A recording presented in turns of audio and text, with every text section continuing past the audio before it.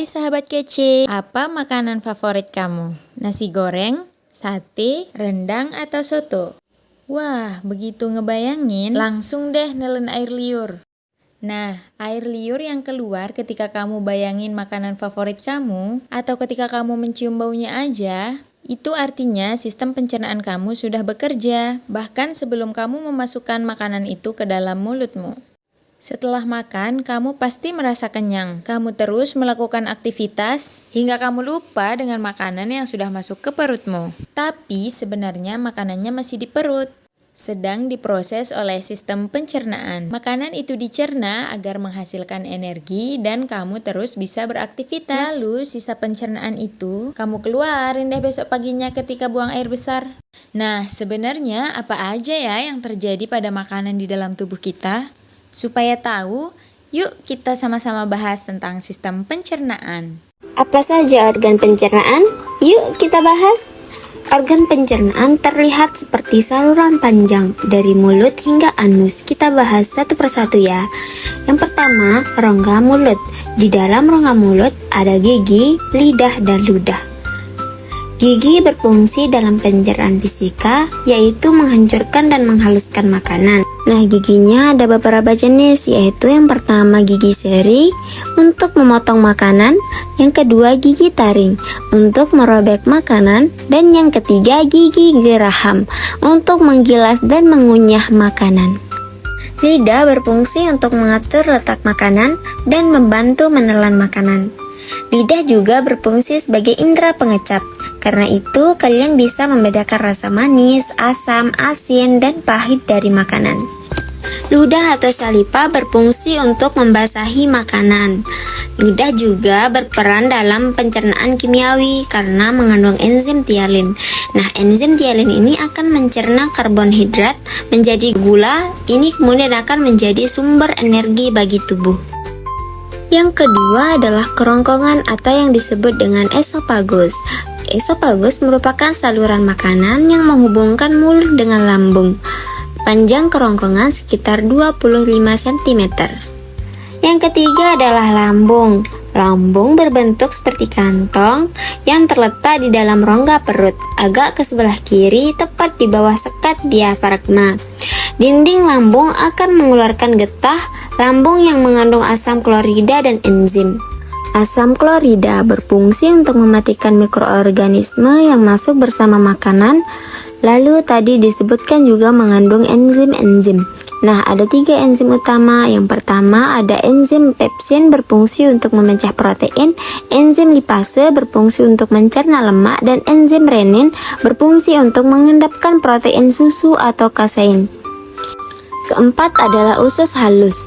Usus halus merupakan saluran pencernaan terpanjang, yaitu sekitar 3-5 meter. Usus halus terdiri dari 3 bagian, yaitu usus 12 jari, usus kosong, dan usus penyerapan. Pencernaan kimiawi di usus halus dibantu dengan enzim yang dihasilkan oleh usus halus sendiri, pankreas, dan empedu. Zat atau enzim yang berperan dalam usus halus adalah garam empedu, berperan membantu mencerna lemak. Enzim tripsin berfungsi memecah protein menjadi asam amino. Enzim lipase berfungsi untuk mencerna lemak menjadi asam lemak dan gliserol. Dan yang terakhir ada enzim amilase berfungsi untuk mencerna zat tepung. Yang kelima adalah usus besar.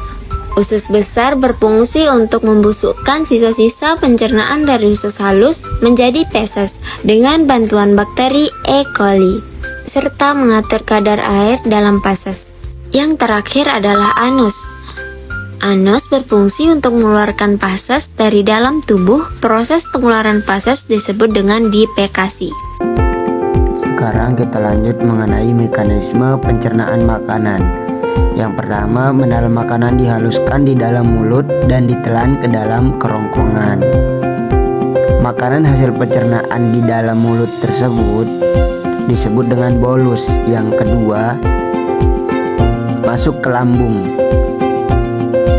akibat gerakan peristaltik atau gerakan meremas-remas dari otot dinding kerongkongan. Yang ketiga, di dalam lambung halus diaduk-aduk dan dicerna secara kimiawi dengan bantuan enzim. Bolus akan menjadi timus yang bergerak setengah cair atau seperti bubur. Dan yang keempat, masuk nih ke usus halus, kemudian masuk ke usus timus, dicerna lagi dengan enzim menjadi zat-zat yang paling sederhana atau sari-sari makanan. Kelima, penyerapan di dalam usus halus juga, tepatnya di usus penyerapan sari-sari makanan akan diserap dan masuk ke pembuluh darah untuk diedarkan ke seluruh tubuh. Sari-sari makanan ini nantinya akan diubah menjadi energi. Kenapa ya perut kita bisa sakit? Penyakit pada sistem pencernaan manusia umumnya disebabkan oleh makanan yang tidak sehat dan pola makan yang tidak teratur. Aku jadi ingat minggu lalu pas aku kena diare. Minggu lalu aku makan bakso di taman dan aku pesan yang super pedas. Setelah itu aku heran, kok bisa tiba-tiba aku sakit perut? Setelah diperiksa, ternyata aku terkena diare. Seseorang yang terkena diare mengalami buang air besar yang lebih sering dan encer dari biasanya. Walaupun termasuk penyakit ringan, tapi kalau tidak mendapat perawatan yang lebih benar, diare bisa jadi bahaya loh. Dan setauku, diare dapat disebabkan oleh beberapa faktor. Bisa karena mutu dan kebersihan makanan yang buruk, alergi terhadap makanan, atau terlalu banyak makan makanan yang asam dan pedas. Diare juga dapat menjadi salah satu gejala dari penyakit, seperti malaria, campak, cacingan, dan infeksi usus. Biar sembuh, dokter menyuruh aku minum Oralit. Oralit adalah larutan yang terbuat dari campuran air matang yang diberi gula dan garam. Oleh karena itu, kita perlu menjaga kesehatan organ pencernaan. Caranya, selalu cuci tangan sebelum makan, banyak makan sayur dan buah, serta makanan yang berserat. Jangan terlalu sering makan makanan yang terlalu pedas atau asam. Makan dengan tenang, kunyah makanan sampai halus, dan banyak minum air putih setelah makan dan hindari minuman beralkohol dan bersoda. Biasakan tutup makanan di atas meja untuk menghindari lalat. Makanlah yang teratur dan tepat waktu agar sistem pencernaan kita menjadi sehat dan lancar. Sekian presentasi dari kelompok 2. Bye-bye.